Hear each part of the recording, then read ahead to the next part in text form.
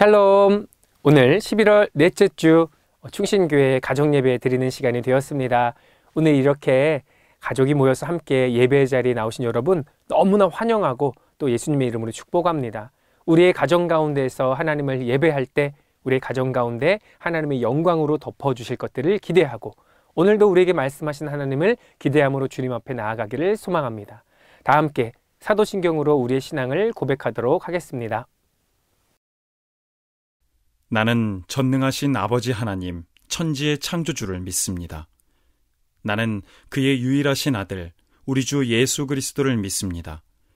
그는 성령으로 잉태되어 동정녀 마리아에게서 나시고 본디오 빌라도에게 고난을 받아 십자가에 못 박혀 죽으시고 장사된 지 사흘 만에 죽은 자 가운데서 다시 살아나셨으며 하늘에 오르시어 전능하신 아버지 하나님 우편에 앉아 계시다가 거기로부터 살아있는 자와 죽은 자를 심판하러 오십니다. 나는 성령을 믿으며 거룩한 공교회와 성도의 교제와 죄를 용서받는 것과 몸의 부활과 영생을 믿습니다. 아멘.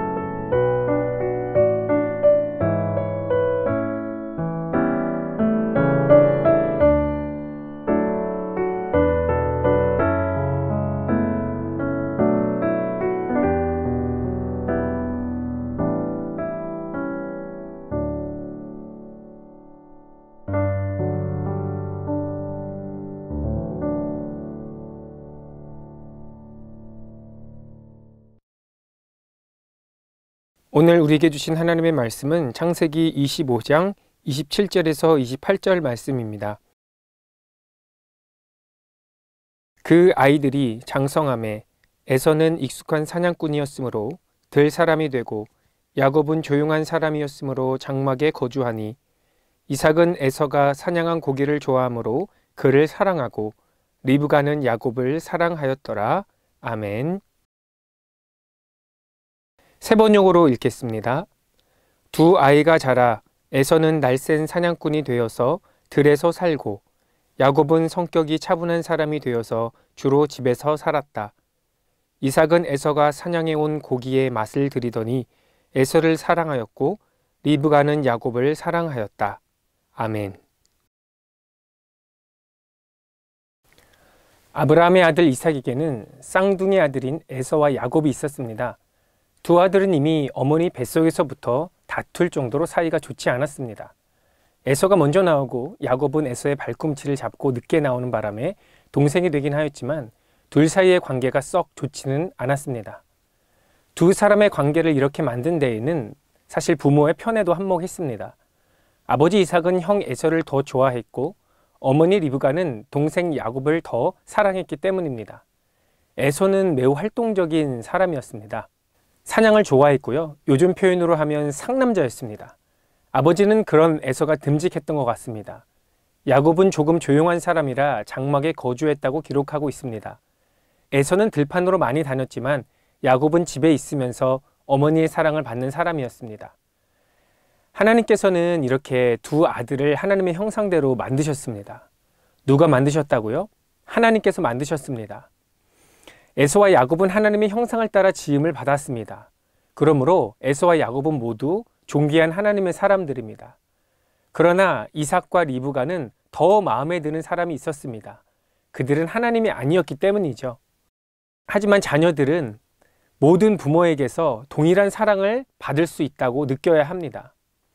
왜냐하면 하나님께서는 가정이라는 공동체를 통해서 이 세상 어디에도 경험할 수 없는 무조건적인 용납과 사랑을 경험할 수 있도록 하셨기 때문입니다.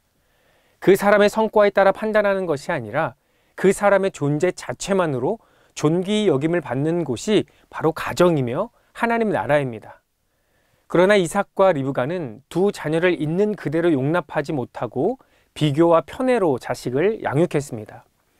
야곱은 그래서 늘 아버지의 인정에 목말랐고 형 에서의 장자권을 뺏기 위해서 아버지와 형을 속이면서까지 장자권의 축복을 받아내는 일이 일어나게 됩니다. 그 일로 인하여서 에서와 야곱은 함께 살 수 없을 정도로 형 에서의 분노를 사게 됩니다. 오랜 시간이 흘러서 형 에서와 다시 만나게 되었지만 그 이후로도 둘 사이는 좋지 않았고 그의 후손들은 대대로 원수를 맺게 되는 것을 보게 됩니다. 그렇다면 우리는 어떻게 누군가를 비교하지 않고 편애하지 않고 살아갈 수 있을까요?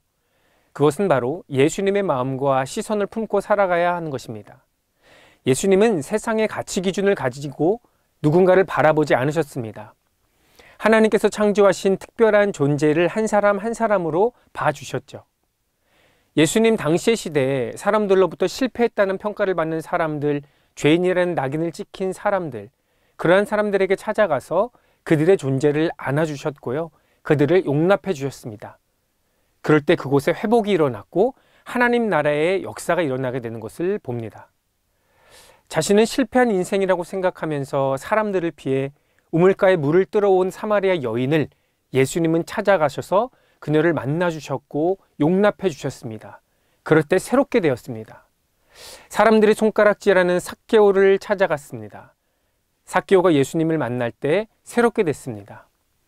많은 죄인들, 당시에 용납받지 못한 사람들이 예수님을 만났을 때 예수님은 그들 그대로 바라보시고 그들을 안아주시고 그들을 받아주시고 그들을 인정해 주실 때 그들 가운데 회복과 치유가 일어났습니다.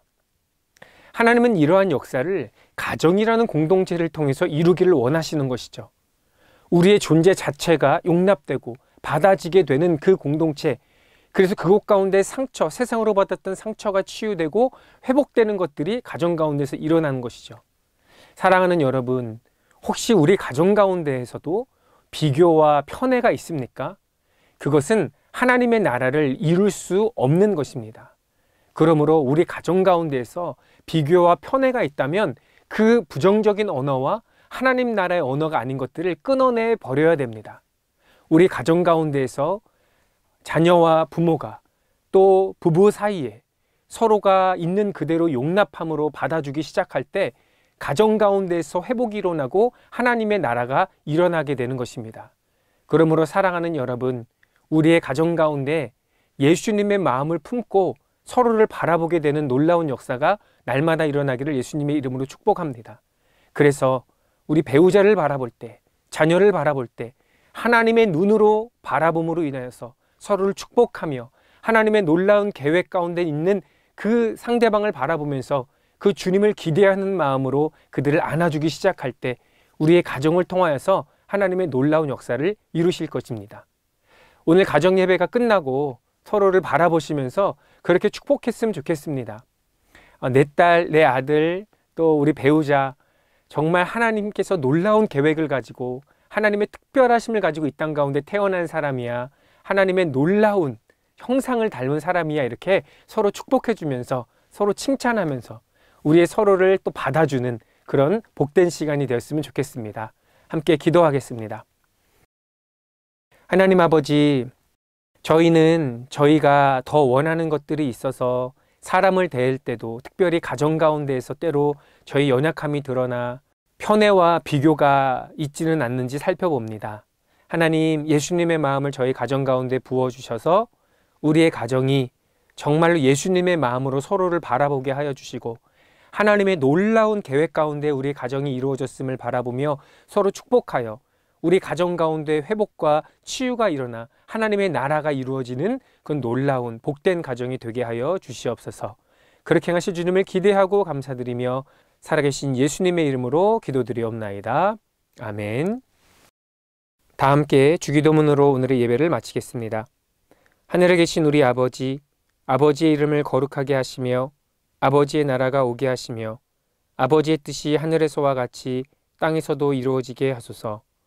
오늘 우리에게 일용할 양식을 주시고 우리가 우리에게 잘못한 사람을 용서하여 준 것 같이 우리 죄를 용서하여 주시고 우리를 시험에 빠지지 않게 하시고 악에서 구하소서.